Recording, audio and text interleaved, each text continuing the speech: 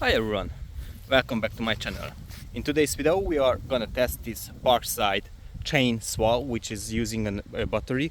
I have attached a performance battery, but this is not mandatory. And small trees, what I wanted to cut, and with this chainsaw, theoretically we can cut them.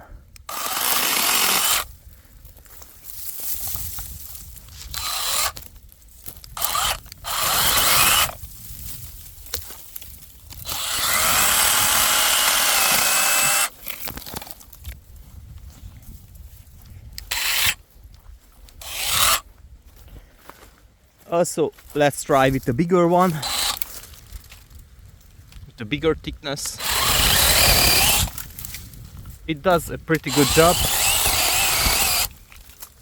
and